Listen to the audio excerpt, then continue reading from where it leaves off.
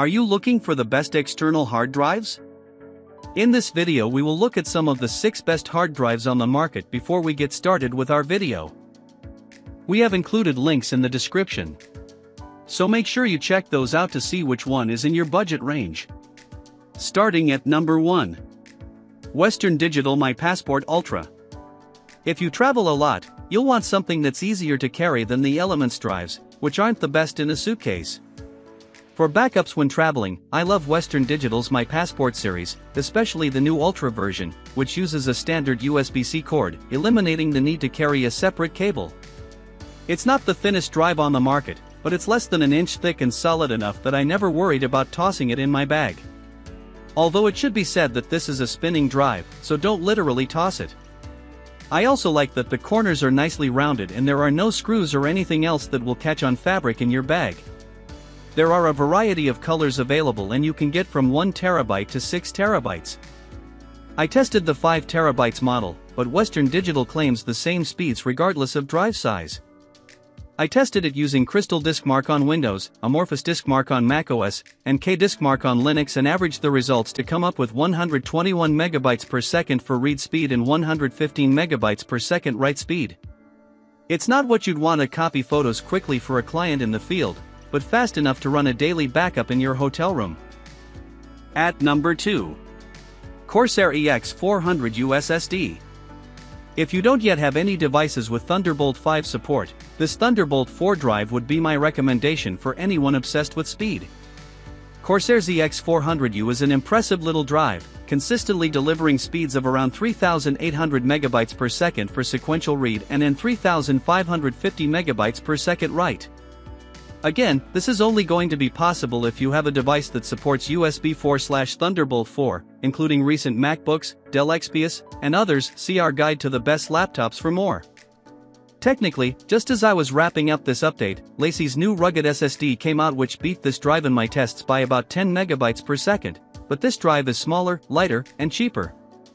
I also like that Corsair has included a MagSafe connector on the back of the case, which makes great option for backing up ProRes video footage from your iPhone.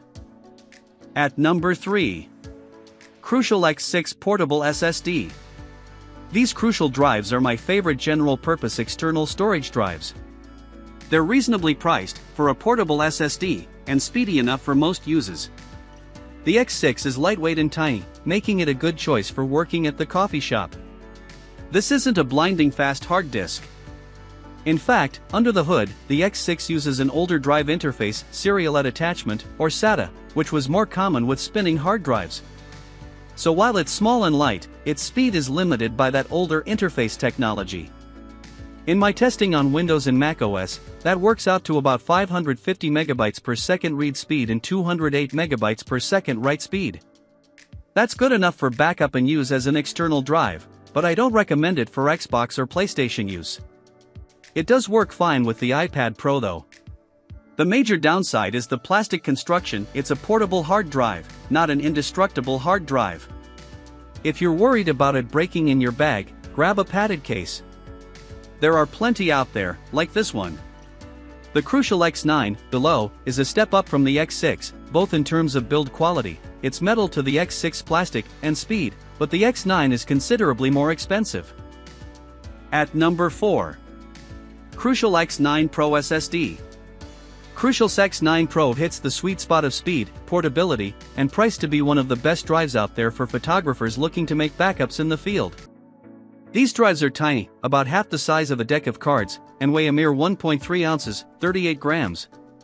They'll connect to just about anything. I tested the X9 Pro on Windows, Mac, Linux, Android, and iOS and never hit any issues with any of them.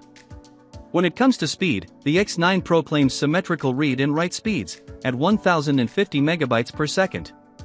I actually consistently got higher speeds, up to 1110 MB per second for read and 1100 MB per second for write.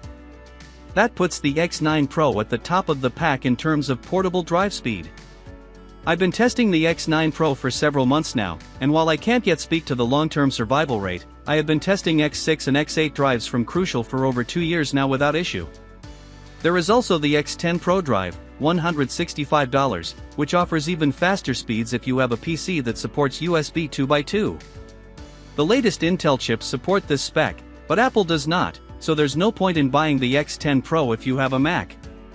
I do not own a PC that supports USB 2x2 for extensive testing, but I did get a chance to at least try it, and the X10 Pro does indeed deliver on its promise of 2100 megabytes per second. I got it up to 2050 megabytes per second.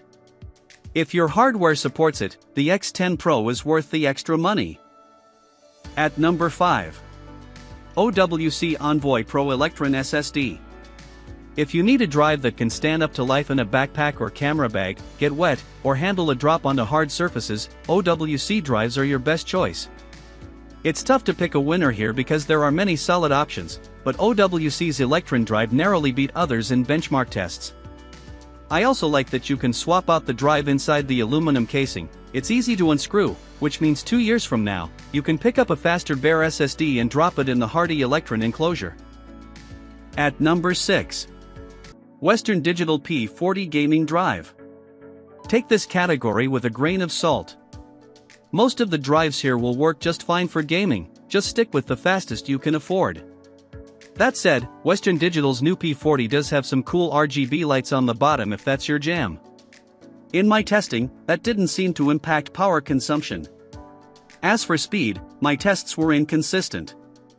This drive is capable of speeds that handily beat both the Envoy Pro and Samsung T7, but at other times it seemed to bog down, at least in benchmarks. In real-world use, the bottleneck I consistently hit was some lag in transferring huge amounts of data. That might be a deal breaker for some, but for the price, it remains a solid choice.